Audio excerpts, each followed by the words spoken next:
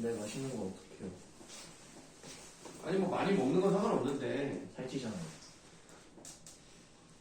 알아서 하세요 그러면. 자, 추천사 이어서 보도록 하겠습니다. 우리가 지금 1년이 다 끝나진 않았어요. 네, 1년에서 좀 설명이 좀 길어질까봐 선생님이 중간에 쉬는 시간 드리고 그리고 이어서 1년에 그랫줄 부분에 네모를 쳤었단 말이에요. 거기에 대한 설명을 좀 하도록 하겠습니다. 이 그랫줄이라는 개념이 여러분 시에서 되게 중요한 역할을 하는 게 뭐냐면 그네는요 이중적 속성을 가지고 있다고 생각하시면 돼요. 올라가는 게 있으면 내려가는 게 있단 말이에요. 이게 그네의 근원적 특성입니다. 그래서 일단 그네줄에다 이렇게 써볼게요. 상승과 하강이 반복된다. 어려운 거 없죠? 근데 이 개념이 되게 중요합니다. 왜냐하면 지금 얘는 어디를 향해서 가고 싶어요? 이상향을 향해서 가고 싶단 말이야.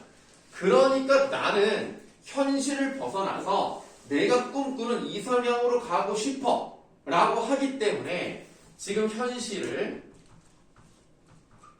초월하는 그런 느낌이 있지만 올라가면 어때요? 내려와야 된단 말이야. 그래서 현실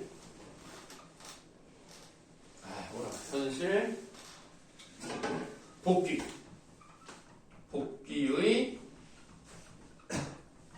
양면성을 다 가지고 있다라고 생각하시면 되겠습니다.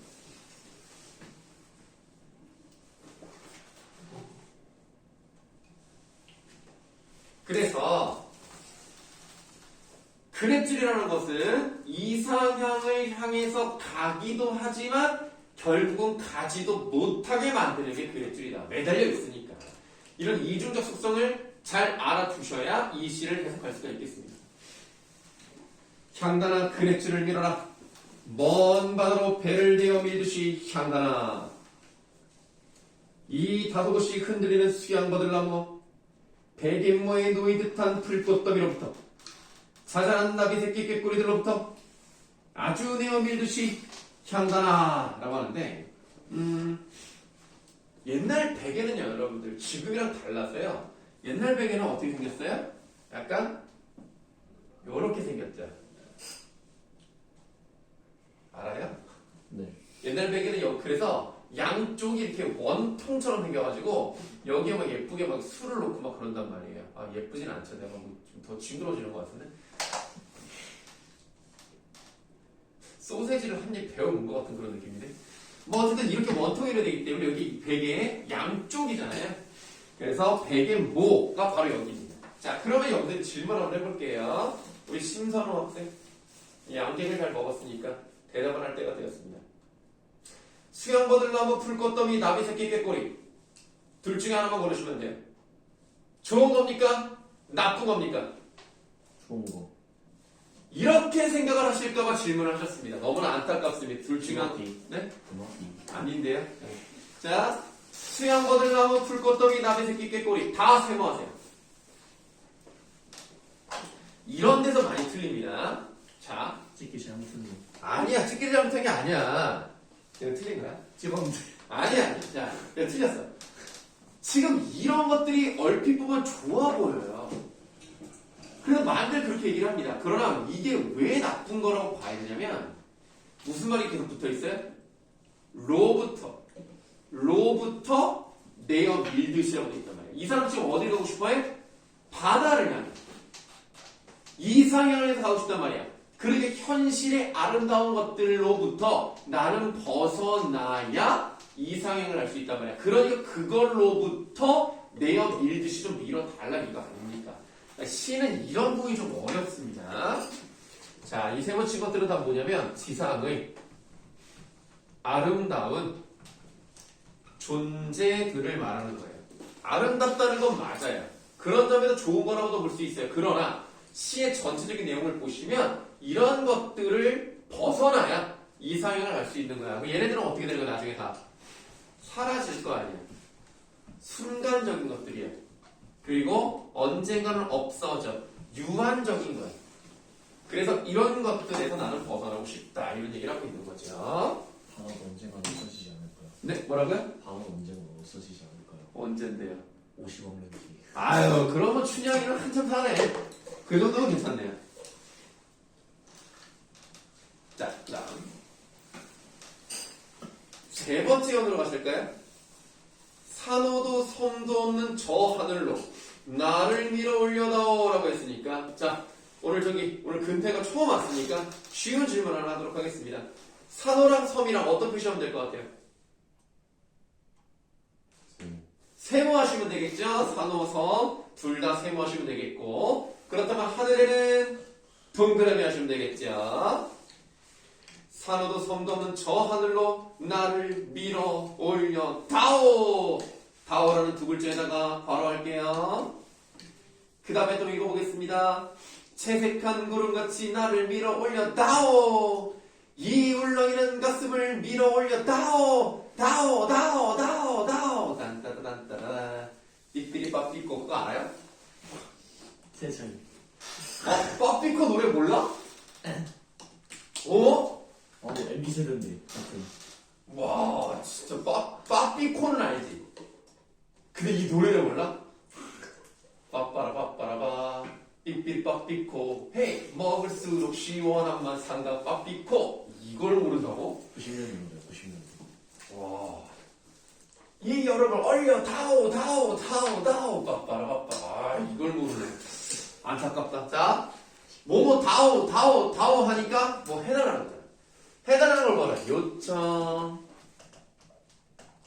그런 요청을 하겠다는 종결어미가 계속 반복되는 방식이죠.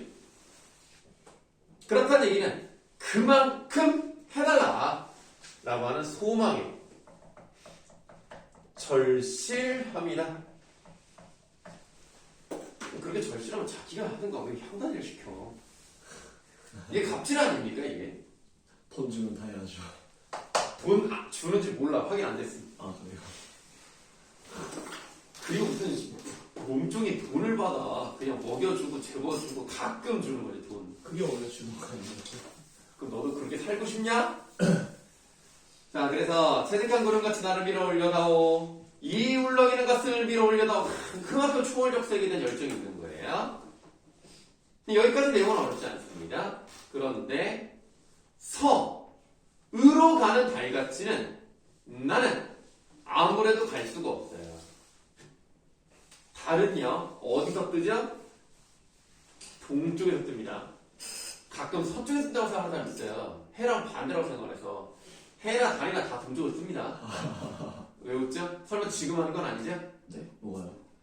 달이 동쪽에서 뜬다. 아니에요. 아니죠? 나 지금 알고 어떤 지금 말고 과학 못했죠. 뭐 그렇긴 한데. 근데 진짜 가끔 달이 서쪽에서 뜬다고 생각하는 사람 있어요. 아닙니다. 네. 그런데 동쪽에서 떠서 서쪽으로 가잖아요. 그런 달처럼 나는 갈 수가 없대요. 그렇다는 것은 달은 갈 수 있는 존재예요. 어디로? 서쪽으로. 그럼 서쪽은 좋은 거 아닙니까? 서에다가 동그라미. 자, 서으로 다른 달같이는 나는 아무래도 갈 수가 없다라고 했으니까 나는 이렇게 이상향을 갈 수 있는 존재가 아니구나라고 생각한 거예요. 그래서 인간의 운명적 한계에 대한 인식이 드러났다. 달은 갈 수 있지만 나 같은 인간은 결국 갈 수 없어요. 왜? 일단 그네줄에 매여 있잖아. 그리고 내가 꿈꾼다고 현실을 초월할 수는 없는 거야. 쉽게 말하면 니네 학교 때려치고 싶을 때도 있잖아. 때려치고 정말 내가 하고 싶은 걸 할 수도 있잖아. 이게 이상하게 나라고 볼 수도 있겠지. 근데 학교를 때려치면 약간 좀 무섭잖아. 좀 그래도 아무리 그래도 검정고시도 봐야 되고 대학은 가야 될 것 같은데 그럼 대학도 나 혼자 아니면은 뭐 이제 재수 뭐 전문 학원을 간다든가 뭐 이런 식으로 해서 그것도 힘든데 어떡하지 이런 고민들을 하잖아. 그리고 직장 다닐 때 맨날 때려치고 싶잖아. 사직서 갖고 다니면서 막 때려치고 싶잖아. 그런데 그게 어려워. 왜? 나가야 될 카드값이 있단 말이야. 현실을 초월하고 현실을 뛰어넘고 싶지만 그렇게 되게 어려워요. 그래서 우리는 그렇게 할 수가 없는 겁니다. 그래서 여러분 그런 말이 있어요. 돈이 있잖아요. 그럼 시간이 없어서 여행을 못 가요. 시간이 많잖아요. 돈이 없어서 여행을 못 가요. 그래서 사람은 결론적으로 여행 가기가 어려워. 그냥 휴가를 내서 가는 거잖아. 그래서 어렵습니다.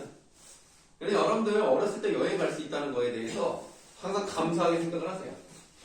그리고 나 때는 말이야. 같은 MZ인데. 어? 같은 MZ. MG도 차이가 있잖아. MG도 뭐 1년이 아니잖아. 뭐 몇 년 되니까. 나 때는 말이야 이놈들아. 어? 고등학교 1학년 때 처음 비행기라는 걸 타봤어. 어? 그때 그게 이륙할 때 그 기분 있지. 오, 애들이 그때 와 하면서 막 전교생이 다 그 소리 와 박수 쳤다니까. 지금은 뭐 벌써 이미 비행기 탄 애들도 수두룩하잖아. 비행기를 타야만 되는 건 아니지만 그만큼 여행을 자주 가지 않습니까? 그랬던 시절이 있었습니다, 여러분들. 그러니까 그냥 여행 갈 때 행복하고 즐겁게 다녀오세요. 물론 가도 재미없을 수 있지. 아, 맨날 엄마 아빠 가고 싶다고 하고 나는 재미없다 그냥 집에서 그냥 핸드폰이나 하고 친구들이랑 만나고 게임이나 하고 이거 훨씬 좋아라고 하지만 그래도 여행을 갈 때는 즐거운 마음으로 가는 게 지금 안 가면 갈 시간이 없습니다, 여러분들. 아시겠죠? 나중에 여러분들 뭐 결혼을 했다. 그러면 아기가 나오기 전에 빨리 여행을 많이 가. 아기가 생기면 여행 잘 못 가요. 네. 아시겠죠? 그래서 우리도 그렇게 미루다가 아기가 글쎄 몇 살이었더라? 초등학생이었나? 그때 처음 해외여행을 갔어요. 쉽지가 괌 갔어요. 근데 괌은 뭐 나는 대단히 뭐 좋다 이런 거 모르겠던데. 예쁜 여자 많았어요. 아 지금 그녀를 결혼해서 갔다 지금 무슨 말 하는 거야. 아니 결혼했어도 예쁜 아니 예쁜 여자는 맨날 내 옆에 있는데 뭐 어디 눈에 들어와. 아 그렇죠? 무식한 질문을 했습니다. 아, 사랑해? 아 여보 우리 아이가 볼 수 있거든요. 항상 조심해야 돼요. 나는 끄고 얘기해. 아니 그게 아니고 자 그래서 서으로 가는 날 같은 날 아무 데를 갈 수가 없어요. 이렇게 인간의 운명에 대한 한계를 느꼈죠. 그럼에도 불구하고 마지막에 어떻게 끝나느냐. 바람이 파도를 밀어 올리듯이 그렇게 나를 밀어 올려 다오. 자, 자기는 갈 수 없다는 운명적 한계를 가지고 있다고 알고 있으면서도 그것을 포기하지 않습니다. 그래서 오른쪽 여백에다 쓸게요. 그 마지막 연 오른쪽. 자, 그럼에도 자기가 가지고 있는 열망을 포기하지 않는 모습을 보여준다는 것은 어려운 걸 알지만 끝까지 해보겠다라는 굳은 의지. 그래서 이 시를 단순히 춘향이가 했다 이렇게 생각하지 마시고 춘향이의 입을 빌려서 우리가 어떻게 살아가야 하는지에 대한 이 메시지를 전달하는 시다. 그리고 인간이라는 것은 어떤 존재인가 라고 생각하면 되는데 뭐가 이렇게 즐겁죠? 재밌어요. 뭐가요 갑자기? 이 시가 좋다고요. 예 알겠습니다. 네, 그런 시라고 생각하시면 되겠습니다. 자 그럼 여기도 이제 숙제가 나가는 거죠. 지금 우리가 이제 숙제로 나가는 문학 부분이 이제 2세트가 나왔다고 생각하시면 되겠습니다. 오늘은 숙제가 좀 읽겠는데요? 네, 지울게요 이제.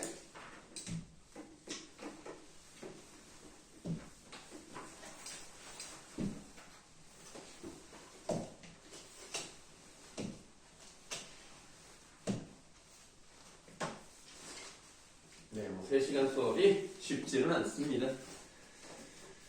힘드실 거예요. 자, 그래도 뭐 우리가 놀 수는 없으니까. 여러분들의 그 수강료.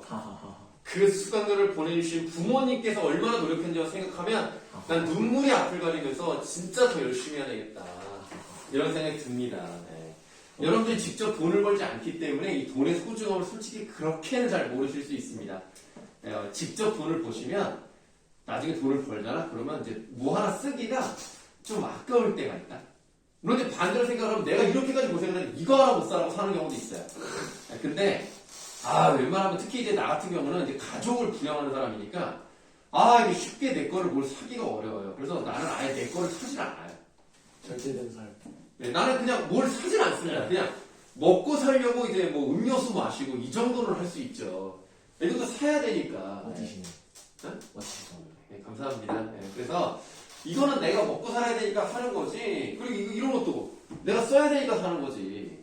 내가 뭐 플렉스를 한다는 느낌은 아니잖아, 이런 게. 내 삶의 이 정도를 뭐 나를 위한 투자 이건 아니잖아. 그냥 내가 목이 좀 아플 수 있으니까 이제 하는 건데 지금 계속 안 쓰고 있네. 자, 그래서 다음 거 한번 보도록 할게요. 되는 데까지 쭉 나가겠습니다. 자, 귀천이라는 작품이 나왔습니다. 제목에, 맨 위에 제목에는 한자 안 써있죠? 써있나요? 안 써있죠? 그 밑에.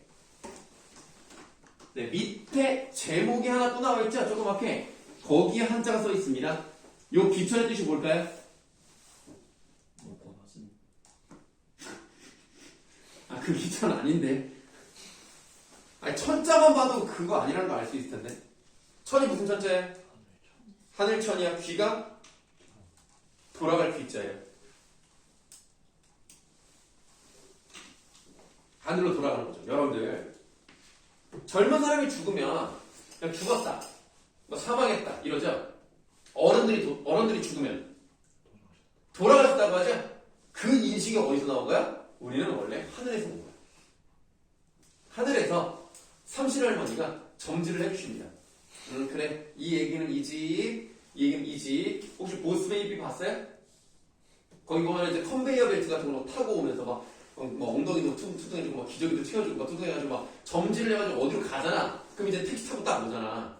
그런 것처럼 우리는 하늘에서 왔다고 생각하고 죽으면 그곳으로 돌아간다고 생각하는 인식이 있었기 때문에 돌아가시다 라고 표현을 하는 거고요. 귀천은 하늘로 돌아간다 라고 이제 보시면 되겠습니다.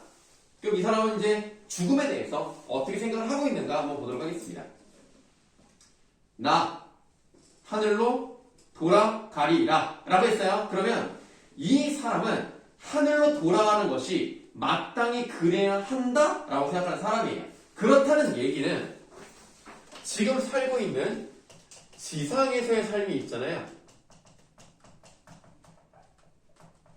이 지상에서의 삶은요, 진짜가 아닌 거야. 나는 원래 있던 세상으로 가야 되는 거야. 그래서 지상의 삶은 진짜가 아니다. 뭐라고 보느냐? 비본질적으로 보는 것이다. 네, 우리가 살고 있는 이 삶은요, 진짜가 아닌 거예요. 진짜는 저기 있고, 잠깐 우리는 여기에 어떻게 온 거야? 소풍 거야, 소풍. 그렇게 생각하는 것입니다. 어떻게 돌아갈 거냐면요. 새벽빛 와 닿으면 쓰러지는. 요 쓰러지는이 쓰러지는이 아니야. 그러니까 사라지는 느낌으로 보시는 거예요. 그 기운이 닿아서 사라지는 모처럼 이슬. 이슬에 일단 세모할게요. 이슬 더불어 손에 손을 잡고라고 돼 있단 말이야. 그러면 우리가 이슬과 함께 간다는 얘기는 여기서 이제 나는 또 우리 준태를 또 믿는다. 또 열심히 한 학생이니까 또 대답도 잘할 거라 생각하고 벌써 굳어 있는 거 아니지? 질문 한번 할게요. 이슬이란 말을 왜 굳이 썼을까? 이슬의 특성은 뭘까요? 떨어진다? 물론 그런 것도 있을 수 있겠죠. 근데 지금 우리가 그 위에 힌트가 나왔잖아요. 새벽빛 와 닿으면 쓰러지는 이슬이니까 뭐라고? 그러니까 좋아. 근데 사라지는 말 위에 나왔으니까 좀 어떤 좀 있어 보이는 표현을 해볼게요. 아직 쓰지 마. 얘는 잠깐 있다가 사라지는 거야. 그러니까 뭐야? 얘는 유한성을 가지고 있는 거지. 유한성을 가지고 있는데 지금 이슬과 함께 손에 손을 잡고 간다는 거야. 그러면 얘는 결국 인간과 유사한 거지. 그렇다면 인간이란 어떤 거예요? 유한성을 가지고 있는 것이다. 쓰시면 돼요.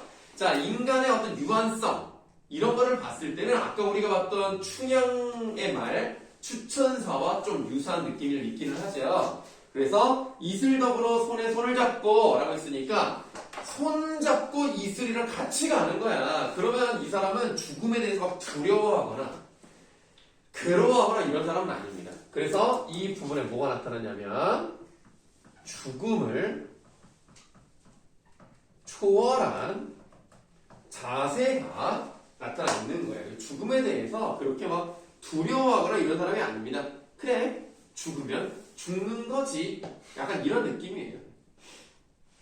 그러니까 자기의 삶은, 그러니까 여러분들이 꿈을 꾸면 좀 깨고 나면 되게 짧다고 느껴지고 허무하다고 느껴질 수 있잖아요.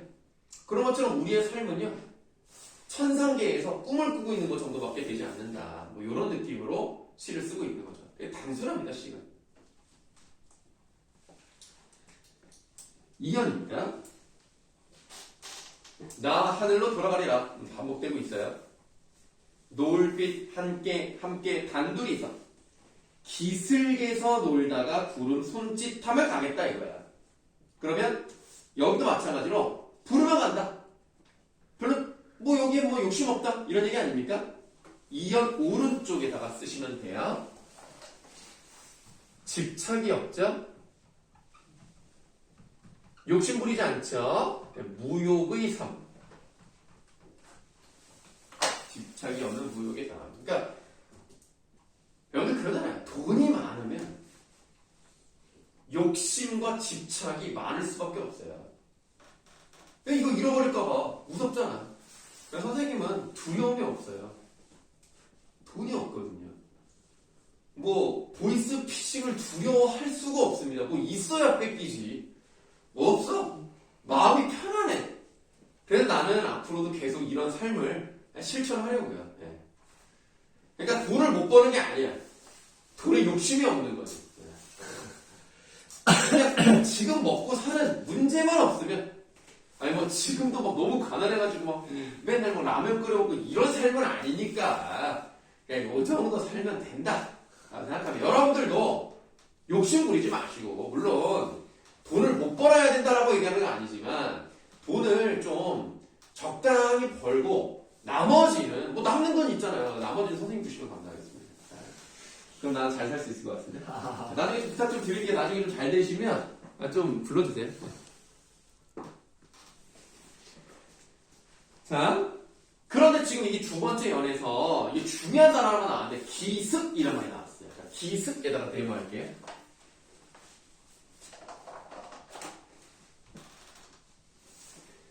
자, 기슭에서 놀다가라고 되어 있는데 요거는 좀 유관성과는 관련이 없기 때문에 세모를 치지 않았습니다. 근데 기슭이라는 건 뭐예요? 어떤 것과 어떤 것의 경계잖아요. 그러니까 산기슭이라면 산과 일반 평지의 경계잖아요. 그럼 여기서 기슭은 끔이나 이 기슭은 무엇의 경계일까요?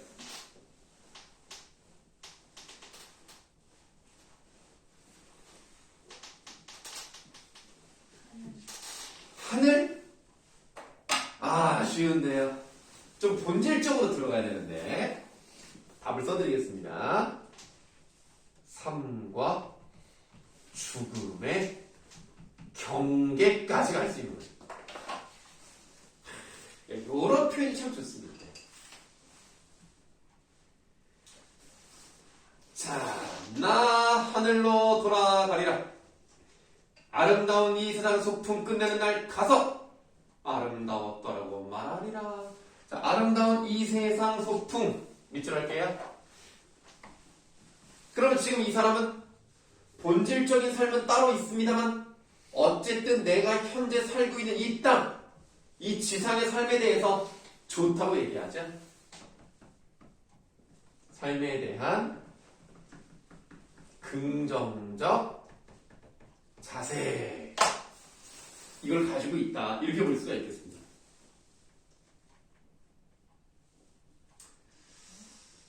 시만 보시면요 굉장히 긍정적이고 뭐 좀 불만이 없는, 그러니까 삶에 어려움이 있었더라도 그것을 그냥 잘 받아들이는 그런 사람이라고 생각하시면 되겠습니다.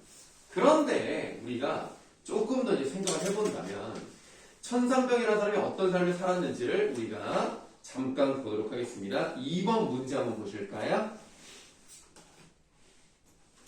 2번 문제를 보시면 1967년에 천상병은 동료들과의 술자리에서 막걸리 값으로 100원을 받은 것이 이유가 돼서 동백님 사건에 휘말립니다. 그럼 동백님 사건이 뭔가 밑에 읽어보도록 할게요. 1967년 독일과 프랑스로 건너간 유학생과 교민 등이 간첩 활동을 했다는 명목으로 처벌당한 사건으로 실제 간첩죄가 인정된 사람은 한 사람도 없어요. 나중에 보니까 확대 과장이 된 거야. 67년이면 박정희 때죠? 박정희 때는 일단은 독재 정권이니까 어떻게든 정부의 힘을 키워야 안 까부는 거야.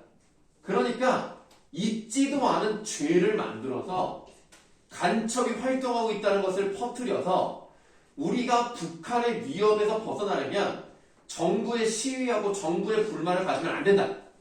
만약에 불만을 갖는다? 그럼 이거 간첩이다. 라고 막 몰아세웁니다. 그래야 정권을 유지하니까. 옛날에 이런 일이 진짜 많았어요. 박정희 때는 당연히 18년이니까. 박정희 18년 했으니까. 박정희 때도 많았고 전두환 때도 많았습니다. 있지도 않은 간첩들이 되게 많아요. 물론 실제 간첩도 있었지만. 그래서 이렇게 좀 무서운 거죠. 그러니까 지금 많이 민주화가 됐습니다만 지금도 이런 간첩 조작 사건이 없다고 볼 수는 없어요. 왜냐하면 실제로 10년도 안 된 시점에서 실제로 이런 일이 있었어요. 그럼 놀라지 않습니까? 요즘도 간첩 조작이 있나? 이런 생각이 들 수 있는데 여러분들 어렸을 때 있었습니다. 실제로. 정확한 연도가 기억이 안 나는데 한 2016년? 뭐 요 정도쯤이었던 것 같아요. 2015년이나 그렇게 오래 안 됐어요. 뭐 어쨌든 이 막걸리 값으로 100원을 받은 거예요. 그러니까 간첩이라는 제품을 하고 간첩들에게 돈을 받았으니까 분명히 북한의 지령을 받았을 것이다 라고 몰아세우는 거죠. 그래서 그는 간첩 혐의로 6개월여의 옥고를 치르며 모진 고문도 받게 됩니다. 후에 무혐의로 풀려나긴 했지만 고문의 후유증과 지나친 음주로 인해 행렬병자로 취급되어 병원에 입원하게 됐고요. 그런 그의 행방을 찾지 못한 친구들과 문우들은 이제 글 쓰는 친구들 그가 사망했을 거라고 여기고 1971년 유고 시집 세를 발행을 합니다. 이렇게 힘겨운 삶을 살았음에도 훗날 자기를 전기 고문한 당사자를 만난다면 요놈 요 이쁜 놈 이라고 부르겠다고 말할 정도로 순수한 영혼을 지닌 시인이 바로 천상병입니다. 그러면 이런 것들을 보니까 그렇게 삶이 아름다웠다라고 말하기는 어려워요. 그럼에도 불구하고 이 사람은 자신의 삶이 아름다웠다고 표현을 했다. 그러면 정말 순수해서 아름다웠다고 말할 수도 있겠습니다만 이 표현이 어떤 표현일 수 있다는 얘기예요? 반어적인 표현일 수 있다는 얘기입니다. 아름답지 않았음에도 불구하고 아름다웠다라고 표현한 거죠. 그래서 뭐 나도 좀 좋은 세상에 살고 있지만 진짜 여러분들은 정말 좋은 세상에 살고 있다고 생각해요. 뭐 이렇게 간첩 조작을 하는 것도 없고 뭐 사람을 고문하는 것도 없고 뭐 당연히 일제강점기도 아니고 6.25 전쟁을 경험하지 않았고 뭐 박정희나 전두환 때처럼 독재적으로 산 것도 아니고 얼마나 좋습니까? 팬이가 있잖아요. 팬이가. 네? 뭐가 있다고요? 뭐라고 한 거야? 그래서 어쨌든 그나마 살기 좋다. 네. 자, 귀천을 봤으니까 이제 그 밑에 모란이 피기까지는 한번 보도록 하겠습니다. 오늘 뭐 하다 보면 다 못할 수도 있는데요. 이 시는 되게 중요한 시입니다. 고등학교 교과서에 실리는 경우, 고등학교 문학 교과서에 실리는 경우도 있고, 수능에 모의고사에 역시 잘 나오는 너무너무 유명해서 이제 수능에 안 나올 수도 있는 그런 작품일 정도로 유명합니다. 김영랑 씨네요. 김영랑이 어떤 사람인지부터 좀 설명을 드리도록 하겠습니다. 우리 김영랑 배웠었지. 맞아. 검은고 배웠잖아. 검은고. 기억이 나나? 그 기린. 아니. 맞아요. 기린 나오는 거. 맞아. 우리 배웠죠. 그럼 이제 서면 김영랑이 언제적 사람이라고 그랬지? 1970년대. 김영랑이 그때 일제강점기를 살았는데 1970년 되면 거의 뭐 타임슬립을 한 거야 뭐야? 모르겠어요. 일제강점기도 살았다니까. 그래요. 자, 그때 무슨 설명을 드렸었냐면 일제강점기의 시들을 생각을 해보면 뭔가 일제에 대한 저항 같은 걸 했을 것이라고 생각하는 경우들이 많습니다. 그러나 모든 시가 다 그럴 수는 없잖아요. 특히 여러분들 우리나라 1910년부터 일제강점기라고 봅니다. 그리고 1919년 3월에 어떤 일이 일어났죠? 3.1운동이 일어났죠? 그런데 3.1운동, 여러분들 3.1운동 덕분에 진짜 여러분들 학교를 하루나 더 늦게 가는 거예요. 이번에 3월 1일이 금요일이에요. 그래서 1, 2, 3을 계속 쉬고 3월 4일부터가 얼마나 다행입니까? 안 그래서 3월 1일에 갔어야 되지네. 항상 감사하게 생각하시면서 내가 볼 때 일부러 그날을 선택했을 수도 있다. 아시겠죠? 그렇군요. 3월 4일에 여러분들 개학인데 이제 그때 이제 학교를 물론 예비 소집을 이제 다음 주 월요일에 하긴 하지만 정식으로 학교를 가면 3월 4일이 처음이니까 이제 여러분들 뭐 새롭죠. 고등학교로 올라간다는 거는 좀 뭔가 인생에서 되게 중요한 부분이라고 생각합니다. 중학교 배정받을 때도 물론 그렇긴 하지만 고등학교는 더 기억이 잘 남잖아요. 그리고 고등학교 때 친구가 오래 가는 경우가 많습니다. 중학교 때 친구는 한번 고등학교 때 헤어지고 나면 잘 안 만나게 되는데 고등학교 친구들은 같은 대학에 가는 경우도 있고 남자 같은 경우는 같이 군대를 갈 수도 있고 그래서 성인이 되는 시점에 함께하는 애들은 계속 같이 만날 수 있어요. 왜냐면 여러분들 이제 지금은 술 마시면 안 되지만 여러분들 3년 뒤에 1월 1일부터 술을 마실 수 있거든요. 그러면 꼭 그때 12시까지 기다렸다가 그때 술집을 가. 이게 약간 좋은 건 아니겠지만 그런 문화가 있단 말이야. 그럼 그때 막 술 마셔서 스토리 올려 그렇게 마시는 거 막 찍어서 올린단 말이야. 그럼 이제 그때 마시는 애들이 뭐야? 고등학교 3학년 친구들이랑 마시는 거예요. 술 친구도 그때부터 만들어지면서 성인이랑 이제 쭉 연결이 되는 거죠. 그래서 우리가 3월 1일 하다가 여기까지 왔는데 어쨌든 3월 4일에 학교를 가시면서 여러분들 이제 새로운 고등학교 시작이 되는데 뭐 어쨌든 간에 3.1운동 성공해서 실패했어요. 실패했다고 봐야 되겠죠. 그 역사적인 의의와 정신적인 자세는 우리가 배워야 되겠지만 어쨌든 결론적으로 실패했습니다. 그러니까 전국적으로 일어난 3.1운동이 실패한 걸 보고서 많은 사람들이 실망을 했어요. 우리 민족은 안 되나 보다. 그래서 되게 좌절하고 절망에 빠지고 심지어 글을 쓰는 사람들도 현실 도피적인 글 이런 걸 많이 씁니다. 그러다가 1920년대부터 이렇게 하면 안 된다. 우리 이렇게 좌절하고 절망에 빠져있으면 안 되고 뭔가 적극적으로 저항에 나와야 된다 해서 그때부터 어떤 문학이 또 나오기 시작했냐면 타프 문학이라고 약간 그 지금 문학 말하면 이제 좌파 그러니까 좀 이제 노동운동하는 그쪽 사람들이 모여서 글을 쓰기 시작을 해요. 그러니까 좀 격하죠. 좀 막 뒤집어 엎어야 된다. 뭐 불을 지르는 내용도 있고 사람을 죽이고 약간 굉장히 좀 이렇게 좀 과격한 부분들이 있긴 있었습니다. 그래서 그런 문학이 나오다 보니까 30년대부터 문학이라는 것이 이렇게 너무 목적이 너무나 선명하고 현실의 내용을 너무 많이 담고 있으면 이건 문학답지가 못해요. 순수한 문학도 필요하지 않느냐 라고 해서 김영란 같은 사람이 시 문학파라고 순수시를 쓰는 사람들이 나오기 시작을 합니다. 그래서 이 시는 순수시의 대표적이에요. 물론 이 시도 억지로 일제강점기랑 연결을 시켜볼 수도 있지만 우리는 일단은 순수하게 볼게요. 읽겠습니다. 모란이 피기까지는 나는 아직 나의 봄을 기다리고 있을 테요. 이렇게 돼 있어요. 자, 필기를 하지 않아도 됩니다만 있을 테요라고 요 부분을 잘 보시면 리을자 요런 게 들어가요. 그러니까 나는 기다리고 있겠다 이걸 쓰지 않았습니다. 있을 테요 이렇게 써서 부드러운 리을을 넣었죠. 이렇게 부드럽게 소리를 내면서 운율도 형성하고 아기자기한 그런 느낌을 주려고 노력했던 사람이 바로 김영란이다.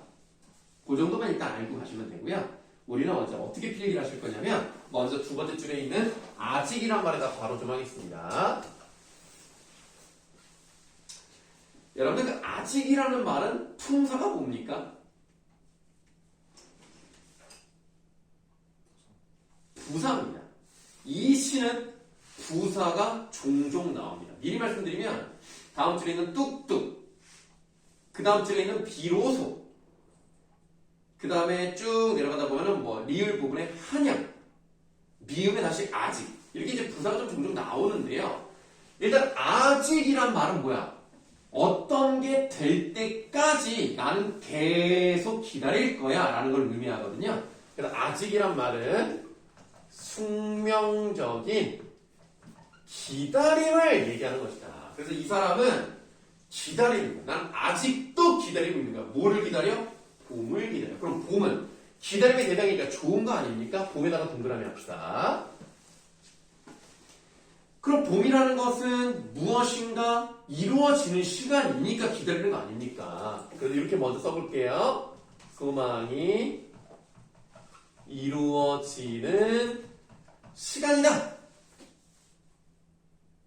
그렇다면 이 사람이 봄을 기다리는 이유는 소망이 이루어지는 시간이라는 것이고, 그럼 그 소망이 바로 뭐라는 것이냐? 이 첫 번째 줄에 나오는 모란이 피는 거랍니다. 그럼 당연히 모란이 필 때까지 내가 봄을 기다린다고 해서 모란이 제일 중요한 거 아니겠어요? 모란도 동그라미 하세요. 이게 바로 화자의 소망이죠. 모란이 뭔지 알아요, 근데? 꽃입니다. 모란 실제로 본 적 있습니까? 아니, 뭐 사진으로라도. 선생님 실제로 봤어요. 일산 호수공원에 가면 모란이 피어있는 곳이 있습니다. 모란은 이쁘다는 느낌은 아니에요. 왜냐하면 꽃이 엄청 커요. 우리가 보통 장미꽃도 크다고 생각을 하면 퍼지면 이 정도 크기까지 되거든요. 모란은요, 아예 이렇게 생겼어요. 이만, 공만해, 공, 축구공만해. 되게 커요. 그래서 모란은 꽃의 왕이다라는 표현도 있습니다. 화왕. 그런데 그 모란이 어떻게 생겼는지 자체는 중요하지 않습니다. 그냥 이 사람이 그냥 어떤 열망하는 것을 표현하는 거라고 생각하시면 돼요. 어쨌든 모란이 피기까지는 나는 아직 나의 봄을 기다리고 있을 것이다. 기억 부분 모란이 뚝뚝 떨어져 버린 날. 뚝뚝이란 말에다가 네모. 선생님, 이건 아까 선생님이 부사라고 말씀을 하셨는데 왜 이거는 괄호를 치지 않나요? 라고 말씀드릴 수가 있는데, 괄호 친 부분은 숙명적 기다림을 나타내는 것이고, 이 뚝뚝은 똑같은 부사긴 하지만 요거는 기다림을 나타내는 건 아닙니다. 왜냐면 모란이 뭐라 그랬어요? 소망이라고 그랬잖아. 근데 소망이 떨어져 버렸잖아. 그거를 표현한다는 것은 좋은 게 아니거든요. 기다림이 아니라 오히려 절망 쪽이랑 관련되어 있는 건데, 뚝뚝이란 말이 들어간 거 들어가지 않은 건 다르단 말이에요. 왜? 들어가니까 좀 더 우울해. 뚝뚝. 자, 그러면 이 뚝뚝은 모양을 흉내를 말해 보시면 되겠죠? 이거 뭐라고 합니까?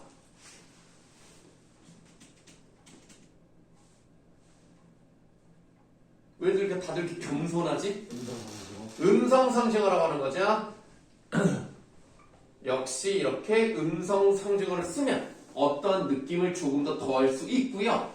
뭔가 눈앞에서 뚝뚝 떨어지는 것 같아요. 왜냐하면 모양을 흉내를 말이니까 시각적인 이미지를 확실하게 넣어주면 돼요. 더해주고 그만큼 깊은 절망감을 줄 수 있는 효과가 있죠. 그래서 김영희 씨를 잘 쓰는 사람이에요. 그렇기 때문에 허투루 단어를 쓰지 않습니다. 다 의도가 있는 거예요. 그러니까 여러분들이 에이 설마 선생님 아무리 그래도 시인이 모든 거를 다 의도하고 썼겠습니까? 네, 그렇습니다. 의도하고 썼어요. 그냥 쓰다 보니까 에이 그냥 억지로 맞추는 거 아니에요? 그런 거 없다고 생각을 하셔야 돼요. 왜냐하면 그런 게 있든 그런 게 없든 안 중요해요. 어차피 시를 해석하는 건 우리이기 때문에 우리가 어떻게 해석할 수 있느냐만 중요한 겁니다. 의도는 중요하지 않다고도 볼 수 있는 거예요. 그래서 여러분들 그냥 얘가 쓴 거 다, 얘라고 하면 좀 죄송하지. 이 사람이 쓴 거 다 맞다고 생각하시면 돼요. 모란이 뚝뚝 떨어져 버린 날, 그때서야 나는 비로소 봄을 여인 서름에 잠길 테고. 자, 여의다, 잃다, 헤어지다, 이 정도 느낌이에요. 나는 봄을 잃어버린 서러움에 잠길 것이다. 근데 이제 이게 없으면 나는 의미 없는 삶을 살게 되는 거예요. 니은 부분 5월 어느 날 그 하루 무덥던 날 무덥던 날 시제가 뭐야? 과거야. 예전에 그런 적이 있었던 거야. 무더우니까 어떻게 됐나? 떨어져 누운 꽃잎마저 시들어버리고는 천지에 모라는 자취도 없어지고 뻗쳐오르던 내 보람 성케 무너졌느니. 자, 필기하지 않아도 됩니다. 디귿의 끝부분에 느니가 나왔어요. 근데 이 느니는 지금 우리가 사용하는 종결음이나 연결음이 느니와는 느낌이 달라요. 이 느니는 뭐냐면 지금껏 그래 왔다 라는 것을 알려주는 어미입니다. 지금 쓰지 않습니다. 옛날 사람이잖아. 거의 100년 전 사람이라서. 어쨌든 무너져 왔다. 그게 계속 반복되고 있었다는 얘기인데요. 디귿 부분에서 보람에다가 동그라미 하세요. 이 보람이라고 하는 것이 내가 모란을 기다렸던 것, 그래서 봄을 기다렸던 것, 이런 것들을 다 포함하는 거고요. 결국에는 더웠던 나의 봄이 끝나면서 결국에는 내 보람도 무너져 왔다. 그러면 이렇게 보람이 끝났으니까 나는 계속 또 모란을 기다려야 되겠죠? 모란이 지금 알면 그뿐 내 한 해는 다 가고 말았어요. 그러니까 내 인생에서요. 모란이 없잖아요? 내 인생은 아무 의미가 없어. 그래서 이제 하나 쓰세요. 모란의 절대성.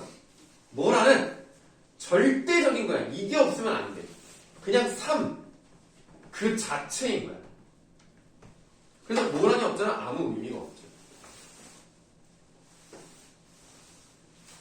우리 선우가 왜 자꾸 핸드폰을 볼까? 네? 왜 자꾸 핸드폰을 보지? 뭐 자꾸 온것 같아서. 아, 온 것 같아요? 아니, 뒤집어 놓으면 알 수가 없을 텐데. 네?